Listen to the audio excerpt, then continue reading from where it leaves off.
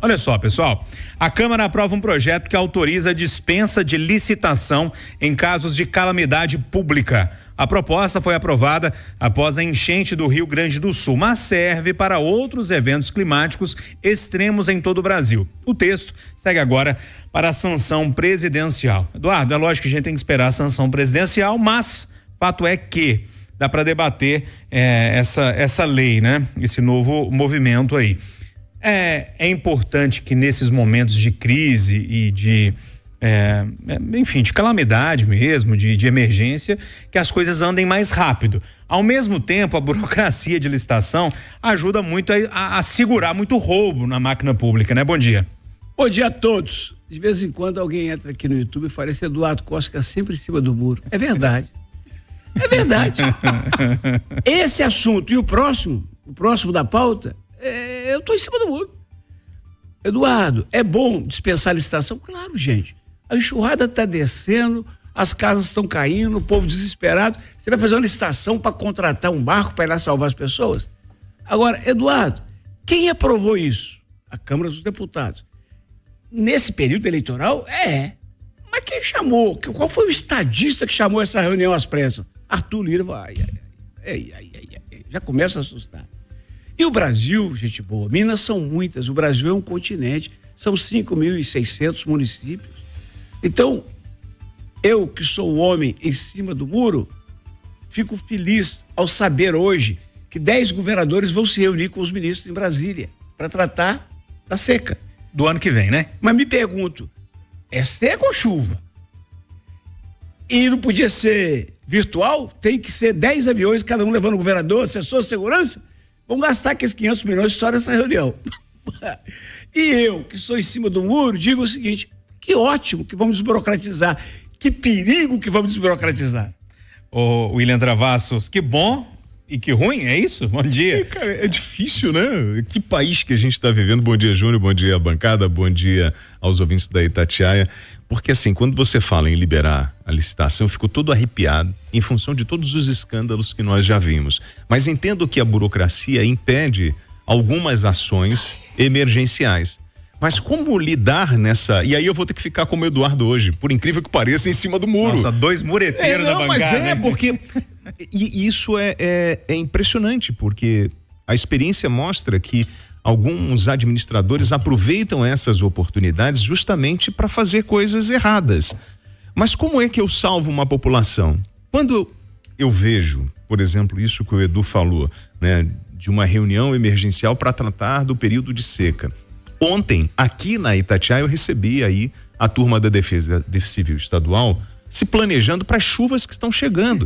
Então, assim, cara, e isso é tão óbvio, porque assim, a gente está falando de uma rádio que falou o seguinte: olha, esquentou muito, tem mudança climática, vamos chamar a Defesa Civil. Foi até o Júnior Moreira que propôs isso. A gente chamou a Defesa Civil, falou de todo o preparo do Estado na organização, divulgando o número 40199, né, que você só manda um SMS com o teu CEP e você vai receber alertas da Defesa Civil para se preparar para uma chuva muito intensa. A média dos últimos anos ela foi mais forte, então é uma média mais alta, então provavelmente nós vamos ter períodos de tempestades aqui. Então, por que o governo não consegue agir assim? Então, quando você fala em liberar a licitação, irmão, eu fico todo arrepiado, mas fico sem saber o que fazer no momento em que as pessoas estão sofrendo porque a burocracia é grande. Ô Rita Mundim, 2 ficaram em cima do muro aqui, e você, hein? Bom dia. A questão do critério e da transparência, né? Porque quando você faz essa liberação, na cabeça de quem vai botar a mão no dinheiro, não precisa de transparência, porque a licitação, o que ela coloca são regras. Então, por que o Brasil não tem um fundo emergencial para catástrofes de qualquer origem? Eu fiquei assustada com a matéria do Estadão e fiz um comentário ontem no Jornal da Tarde da Itatiaia.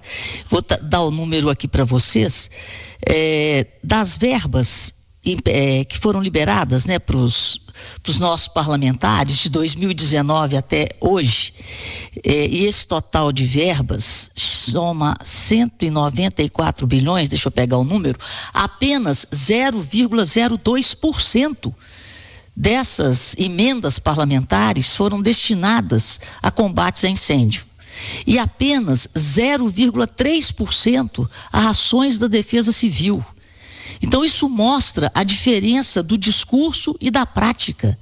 Ninguém não está nem aí para os problemas climáticos que não começaram a acontecer nem ontem, nem hoje. Eles vêm acontecendo com uma intensidade cada vez maior. Então o que nós estamos vendo de novo é a fome, né, da corrupção para atuar. Eu não estou generalizando, mas de uma forma praticamente genérica. Quando a gente tem uma catástrofe no Brasil, quando tem um problema muito grande, em seguida a gente vê o mau uso do dinheiro do contribuinte através de superfaturamento, desvio de verba. Nós estamos falando do arroz que foi agora, do leilão do arroz. Então seria necessária a criação de um fundo emergencial para catástrofes. E aí esse fundo teria que ser monitorado, ao invés de deixar ao Deus dará. Então, se não tem, e é necessário em momentos de calamidade que o dinheiro chegue de forma rápida, então que ele chegue, mas que tenha um fundo que tenha critérios nessa liberação. Porque o grande lance, aí eu me lembro do Sérgio Moro, que ele falava, siga o dinheiro. É preciso que o dinheiro seja rastreado. E essa rastreabilidade é que impede a corrupção no seu mais alto grau. Marcelo da Fonseca, e aí, essa questão da liberação das licitações, coisa boa, uma coisa ruim, ou liga um alerta aí? Bom dia. Bom dia, Júnior, bom dia, amigos Conversa, bom dia aos ouvintes. Eu não vou ficar em cima do muro não, viu? Vou descer do muro aqui. Acho o projeto bom, ele não é novidade, aconteceu uma coisa muito parecida quando teve a Covid, né? A pandemia da Covid, o Congresso também aprovou uma situação emergencial para liberar gastos e foram necessários, foi um acerto, inclusive o Arthur Lira já era um dos principais comandantes do Congresso, junto com o ex-presidente Bolsonaro, eles acertaram esse gasto rápido. E esse projeto é importante porque quando a gente fala em gasto emergencial, a gente está falando em salvamento de vidas. E aí não dá pra gente ficar preocupado com outra coisa. É emergência, precisa salvar vidas. Às vezes pular uma licitação vai ajudar uma cidade que tem gente que não tá conseguindo sair da cidade. Vai conseguir tirar a gente que estava soterrada. Vai conseguir investir em caminhões, em defesa civil, em atos da defesa civil, para salvar vidas. Então isso tem que ser a prioridade de qualquer governo. Proteger sua população. E o principal que eu acho é o seguinte, não é porque o gasto foi sem licitação que ele não é conferido depois. Os tribunais de conta, os órgãos de fiscalização, a Controladoria Geral, elas existem para isso, para apontar os problemas que são feitos em contratos, né, fraudulentos. O problema no Brasil é que, mesmo quando os tribunais apontam o problema, depois acabam passando pano. Tem o ministro do STF que vai lá e arquiva a ação, coloca na gaveta. Então o problema não é o gasto emergencial, que é emergencial, a gente não tem como saber se vai precisar ou não. Precisa fazer com urgência, vai lá e faz. O problema é que depois, mesmo quando apontam que teve problema, tudo vai para debaixo da gaveta. Por exemplo, o leilão do arroz. O que aconteceu com os responsáveis pelo leilão do arroz que descobriram que tinha problema, né? O governo cancelou o leilão, e aí? E os funcionários, né? Foram demitidos, eles vão responder pelo problema? Eu acho que o problema não é criticar a emergência, o problema é não responder quando tem malfeitos. Júlio, na Covid, o raciocínio do Marcelo está corretíssimo, na Covid, encontrei com o doutor Wagner Ferreira, que é o presidente da FELUMA, mantenedora das ciências médicas, eu sei que eu sou apaixonado com ele. Ei, doutor Wagner, tudo bem? Ele falou, rapaz, tô feliz, senhor. Eu comprei 100 respiradores para doar para a prefeitura, no auge da Covid, 100 respiradores e tal. A FELUMA, eu aprovei aqui no conselho, nós compramos, semana que vem vão chegar. Eu falei, você pagou quanto? Ele falou, 35. Eu falei, 35 mil? Ele falou, mamãe, eu sei que o preço está oscilando entre 60 e 90. Ele falou, comprei por 35. Então, na licitação o negócio fica diferente. O cara morrendo. Não, mas não foi licitação. Não, eu falo assim, pro poder público, desculpa, isso. Talvez as coisas são diferentes. Isso. Ele comprou enquanto instituição meio que privada, né? Mas não é mais privada. Foi lá e pagou, toma o cheque, me dá o respirador. Os caras estavam comprando. Foi escândalo que não acabou mais, você lembra disso, né? Então é isso, nós somos humanos, esse que é o problema. E aí, o Marcelo tocou na pandemia, a gente vai lá naquele consórcio Nordeste. Nossa. Né? Lembra disso, gente? Alguém respondeu por algum desvio então é isso que ninguém na cadeia. O problema então não é com o gasto. Marcelo, ninguém responder por ele quantas depois, pessoas foram acusadas de corrupção, de ladroagem, em vários escândalos, estão hoje ocupando cargos públicos? Nossa. Pessoas que foram presas. Nossa Senhora. Nossa. A gente vai entrar nisso, né? Então, quando fala em liberar, eu penso nisso. E esse mecanismo de controle nosso, Ele até aponta, ele identifica, mas ele não pune. E não pune por jogo de interesses, porque tem muita grana envolvida. E o bandido, quando ele vai cometer um crime, ele faz as contas de quantos anos ele vai pegar e de quanto ele está ganhando naquele jogo. E ele vai para a loteria.